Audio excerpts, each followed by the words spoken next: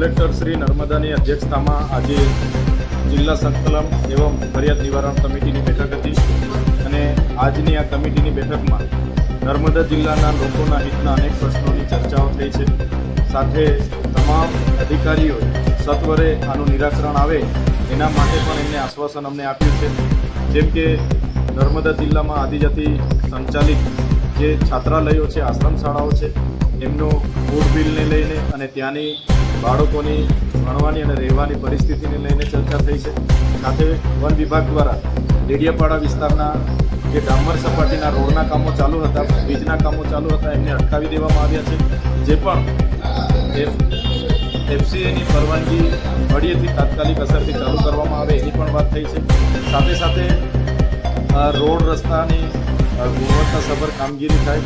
સાથે નર્મદા જિલ્લાના જે અતિ પછાત જિલ્લો છે એ જિલ્લાના લોકોના હિતમાં કઈ રીતના વહીવટી તંત્ર કામ કરે, પદાધિકારીઓ સાથે સંકલન થાય અને સત્વરે એનું નિરાકરણ આવે અને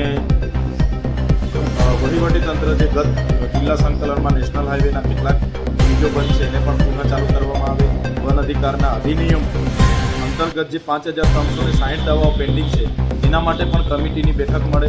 સાથે સાથે અમે જે એટીવીટીની મિટિંગમાં જે સભ્યને લઈને અમારો વિવાદ થયો હતો એ કમિટીના સભ્યને પણ બદલી કરવામાં આવે એની પણ અમે આજે માંગ રાખી છે. અને વહીવટી તંત્ર દ્વારા આરોગ્યમાં જે ભરતી પ્રક્રિયાઓમાં જે ઘટ છે, શાળાઓમાં શિક્ષકોની ઘટ છે, હોદ્દાઓની ઘટ છે, તમામ બાબતોને લઈને એ નિરાકરણ લાવવા માટેની અમને બાહેધરી આપી છે. ખાસ કરીને જે રોડ રસ્તાઓ જિલ્લામાં જંગલ વિસ્તારમાં આવે છે વન વિભાગ દ્વારા એવું જણાવવામાં આવ્યું છે કે અમારી પાસે એફસીએની પરવાનગી લીધી નથી, પણ આ નવા રસ્તાની છે.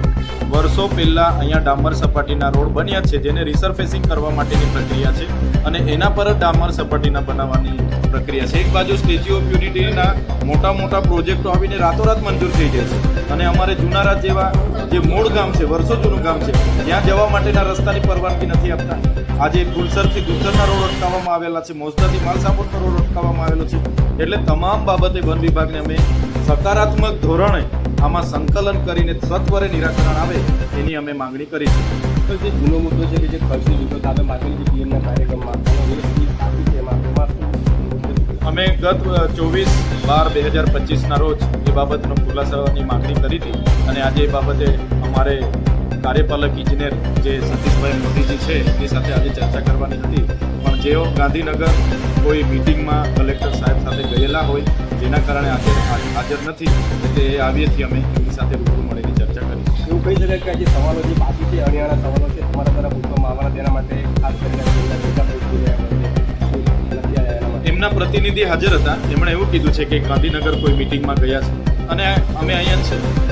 એ અધિકારી ગમે ત્યારે આવશે એનો ખુલાસો અમે લઈને રહીશું.